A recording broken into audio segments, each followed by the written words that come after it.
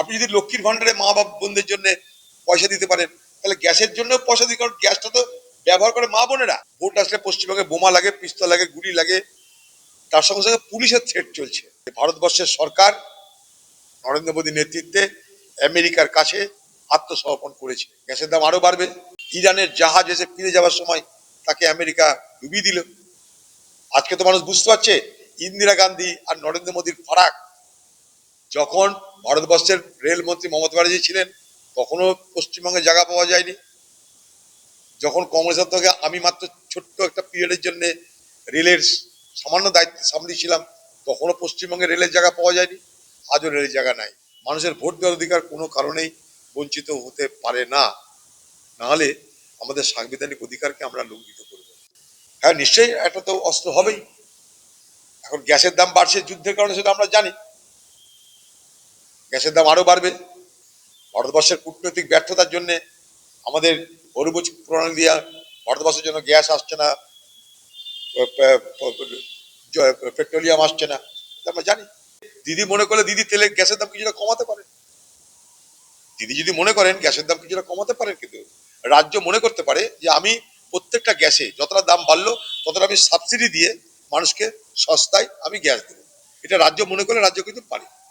রাজ্য যদি সহৃদয়তা থাকে, রাজ্যকে দাবি করবো আমি যে গ্যাসের দাম যেটা বাড়ছে, রাজ্য যেন চেষ্টা করে সেই গ্যাসের দামটা ক্ষতিপূরণ দেয় সাবসিডির মাধ্যমে, অনুদানের মাধ্যমে। আপনি সর্বত্র অনুদান দিচ্ছেন, তা গ্যাসের ক্ষেত্রে অনুদান দেন। আপনি যদি লক্ষ্মীর ভান্ডারে মা বাবা বোনদের জন্য পয়সা দিতে পারেন, তাহলে গ্যাসের জন্য পয়সা দিন, কারণ গ্যাসটা তো ব্যবহার করে মা বোনেরা।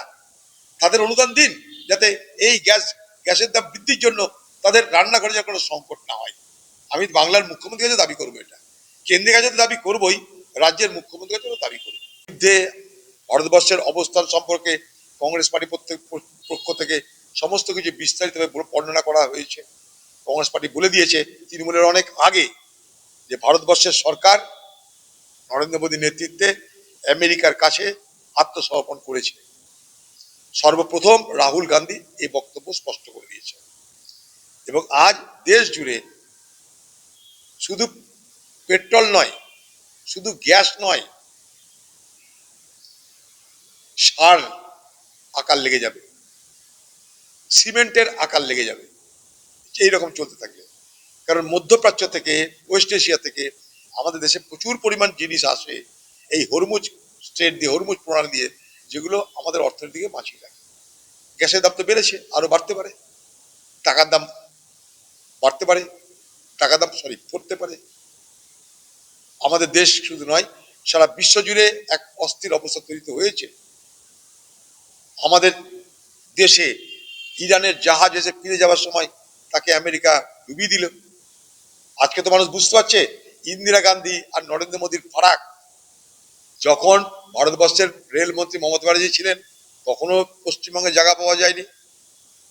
যখন কংগ্রেসের থেকে আমি মাত্র ছোট্ট একটা পিরিয়ডের জন্য রেলের সামান্য দায়িত্ব সামলিয়েছিলাম, তখনও পশ্চিমবঙ্গে রেলের জায়গা পাওয়া যায়নি। আজও রেলের জায়গা নাই। রেলের জায়গা পাওয়া যায়নি বলে এবং রাজ্য সরকারের অসহযোগিতার কারণে আমি নসিপুর আজিমগঞ্জ রেল লাইন দীর্ঘদিন অপেক্ষা করার পর করতে পেরেছি। রাজ্যের অসহযোগিতার জন্য আজও এই বহরমপুর শহরের 55 তলার রেল ওভারব্রিজ তৈরি সম্পূর্ণ হলো না। তো এই রাজ্যে এটাই হবে, এই রাজ্যে জায়গা নেই। তাই পশ্চিমবঙ্গের আজকের মুখ্যমন্ত্রী রেলমন্ত্রী ছিলেন, তিনি বলেছিলেন আমি ফুরফুরা শরীফ পর্যন্ত রেল লাইন বানিয়ে দেবো। ফুরফুরা শরীফের রেল লাইন ফরফরা হয়ে গেছে। দেখুন, এগুলো কতগুলো জিনিস আছে যেগুলোকে আরামসে এড়িয়ে যাওয়া যায়। রাষ্ট্রপতি একটা দেশের সর্বোচ্চ পদের অধিকারী, সে এসছে, তার জন্য যা নিয়ম কানুন আছে সেগুলো মানলেই হয়ে যায়। এখন বাংলার মুখ্যমন্ত্রী কিছু মানবে না, সেটা আলাদা কথা।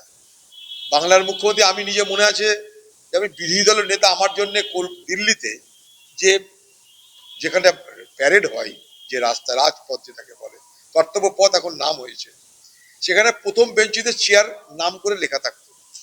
অথচ আমি 26 জানুয়ারি, 15 আগস্ট সাধারণত আমি আমার এলাকায় থাকতাম।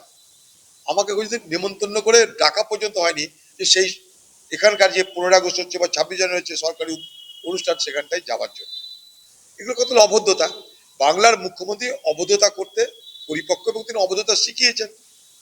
তার প্রশাসনকে তিনি যদি বলতেন যে একটা রাষ্ট্রপতি আসছে, ওই রাস্তা ঠিক করে দাঁড়ানোর জায়গা ঠিক করে দাও, আকাশ তো ভেঙে পড়তো না।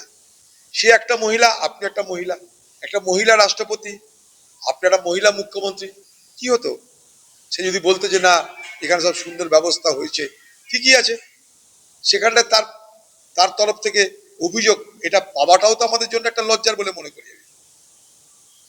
আর রাষ্ট্রপতির পরিচয় আমাদের কাছে আদিবাসী নয়, রাষ্ট্রপতি রাষ্ট্রপতি।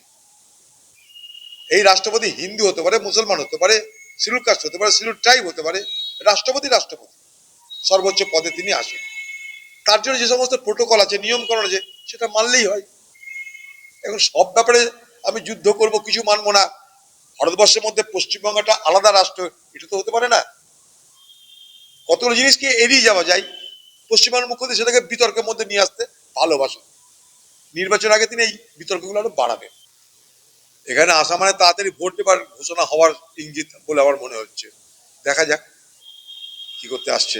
কিন্তু কথা যে লক্ষ লক্ষ মানুষের ভোটার লিস্টে নাম এখন উঠলো না, এই অবস্থায় নির্বাচন ঘোষণা করাটা কিন্তু যদি করে আর কি, আমি তো জানি না, এটা বড় দৃষ্টিকটু হবে। মানুষের ভোটার লিস্টের নাম তোলার পর বা যতদিন পর্যন্ত না ভোটার লিস্টের নামটা উঠছে ততদিন পর্যন্ত যদি নির্বাচনটাকে বিলম্ব করা যায়, এটা নিয়ে ভাবনা চিন্তা করা উচিত বলে আমি মনে করি। মানুষের ভোট দেওয়ার অধিকার কোনো কারণেই বঞ্চিত হতে পারে না, নাহলে আমাদের সাংবিধানিক অধিকারকে আমরা লঙ্ঘিত করব। সেই হতে কথাটা বলছি, গোটা রাজ্যে 60 লক্ষ, মুর্শিদাবাদে 11 লক্ষ, যে গতিতে অন্তর্ভুক্তি হচ্ছে সাপ্লিমেন্টারি লিস্টে, 5 লক্ষ 6 লক্ষ বলছে এখন পর্যন্ত হয়েছে।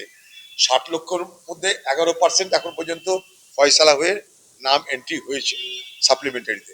তাহলে এত যে সংখ্যা 11%, মানে এখনো 90% নাম বাকি হয়ে আছে।